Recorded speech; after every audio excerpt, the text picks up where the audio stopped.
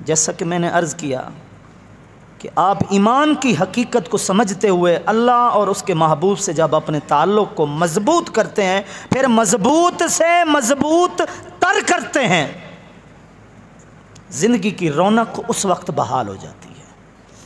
وہ پھر عارضی زندگی کب کی ختم ہو چکی ہوتی ہے، وہ ایک لازوال زندگی کا کبھی نہ ختم ہونے والا سفر شروع ہو چکا ہوتا ہے۔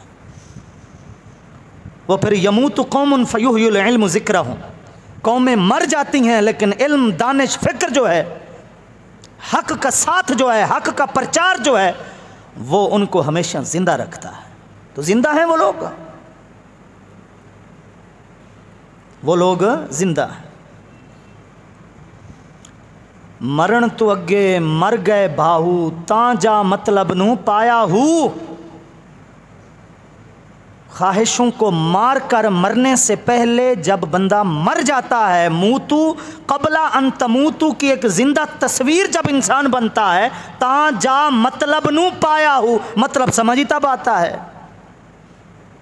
یہ خواہشیں ہوتی ہیں، تھوڑی سی ہوتی ہیں، پوٹلی بنتی ہے، پوٹلی سے گٹھڑی بنتی ہے، گٹھڑی سے پھر گٹھڑ بنتا ہے۔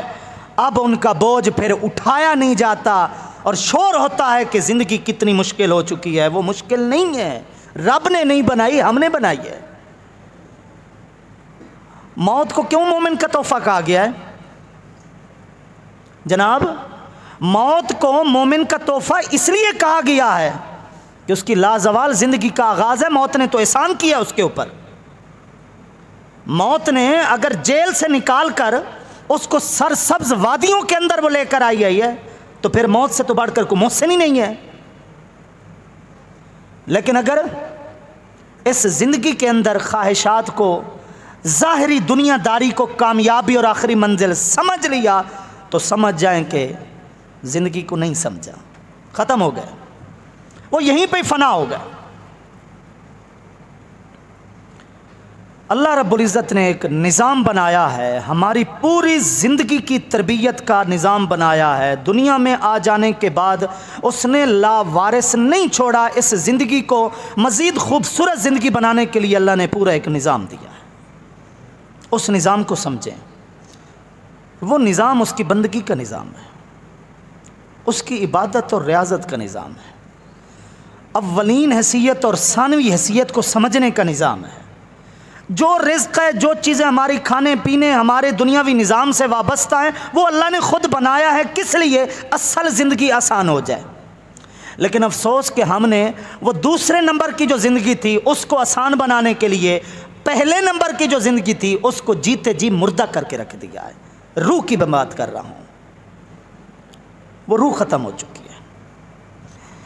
اس روح کو دوبارہ بیدار کرنے کے لیے یہ خدا کا احسان ہے کہ اس نے ایک ایسا نظام اس دنیا میں بخشا ہے نا کہ کچھ چیزیں ہوتی ہیں جن کو زنگ لگ بھی جاتا ہے تو لوہار کی بھٹی اس کو دوبارہ سے تر و تازہ کر دیتی ہے۔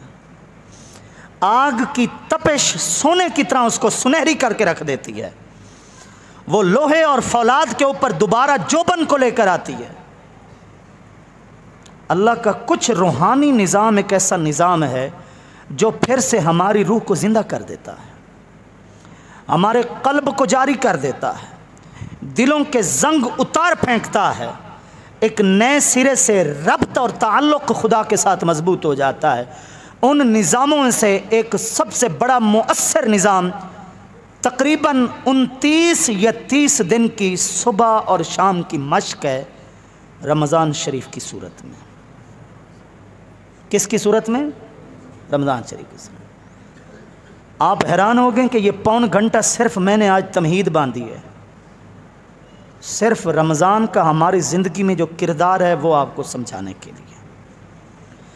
اپنی زندگی کی حقیقت کو سمجھیے، یہ خراب کہاں سے ہو رہی ہے اور ٹھیک کیسے ہوتی ہے، اور اللہ کے اس مؤثر نظام کو سمجھنے کی کوشش کریں اور اس سے فائدہ اٹھائیں کہ رب العزت نے یہ نظام اس لیے اپنے بندوں کو دیا ہے کہ اگر 11 مہینوں میں وہ جو جدائیاں قائم ہو چکی ہیں، وہ جو راہیں جدا ہو چکی ہیں، وہ جو رابطے کی ڈوریں کمزور ہو چکی ہیں، وہ جو تاگے کمزور ہو چکے ہیں، وہ جو رشتے بندوں کے اپنے رب سے کمزور ہو چکے ہیں، کو 30 دن کی مشق، صبح کی، شام کی، دن کی، رات کی، کو کم نہیں ہے۔ دن بھر میں روکا، غیبت، چغل خوری، جھوٹ عام حالت میں بھی منع، لیکن تمہارے روزے کے ثواب کو کھا جائے گا، خیال کرنا اس کا۔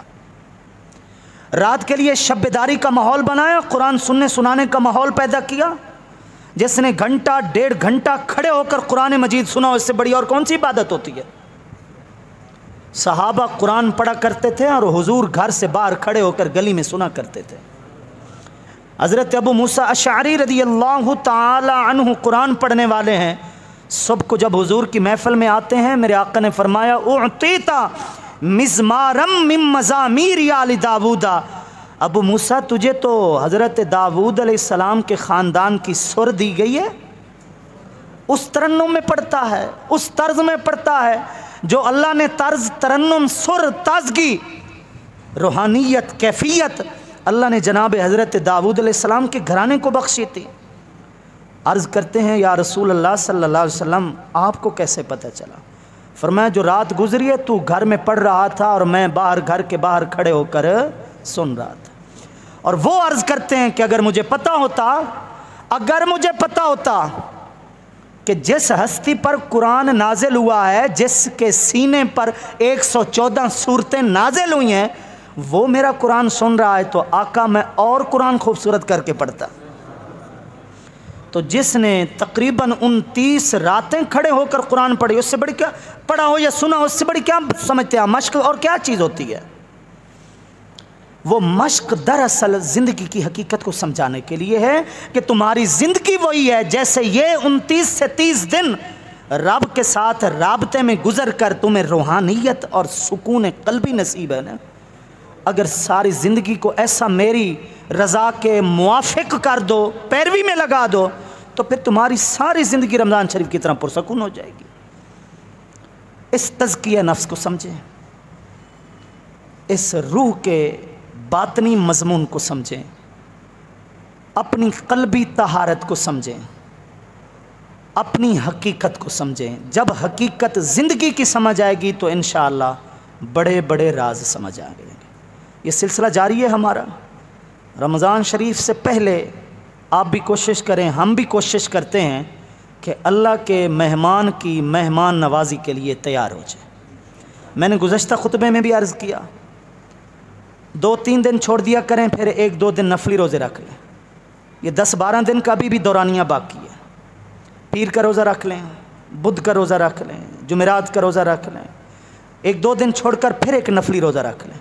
آپ یقین کریں رمضان شریف آپ بڑا خشوع اور خضوع کے ساتھ گزاریں گے۔ آپ کو ظاہری بھوک اور پیاس کا بھی احساس نہیں ہوگا، کیونکہ پیچھے سے عادت بن چکی ہوگی۔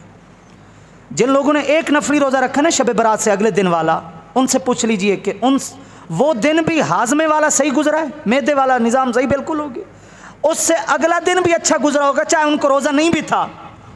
تھوڑے کھانے کی عادت، تھوڑے پینے کی عادت، یقین کیجئے انسان کا ظاہر بھی خوشحال ہوتا ہے، انسان کا باطن بھی خوشحال ہو جاتا ہے۔ اور میرے آقا کریم صلی اللہ علیہ وسلم کا یہی درس ہے کہ رمضان شریف کے آنے سے پہلے مکمل کمر بستہ ہو جاؤ، اپنے آپ کو تیار کرو۔ اگر تم اس گھر کی صفائی پہلے کر لیتے ہو جس گھر میں تمہارے جگری یار نے آ کر کچھ دن کے لیے ٹھہرنا، کیا دے کر جاتا ہے؟ چلتے وقت زیادہ زیادہ شکریہ ادا کر دے گا، دعا دے گا یار، اور لے کر آئے گا، کوئی مٹھائی لے کر آئے گا، کپڑے لے کر آئے گا، گفٹ، ہدیہ، تحفہ لے کر آ جائے گا، اور کیا لے کر آتا ہے؟ چلا گیا وہ۔ لیکن اگر اس کے لیے مہمان خانہ صاف ستھرا ہو سکتا ہے تو پھر اللہ کے مہمان کی مہمان نوازی کے لیے حقیقی مہمان خانہ بھی صاف ستھرا ہونا چاہیے۔ اللہ ہمیں عمل کی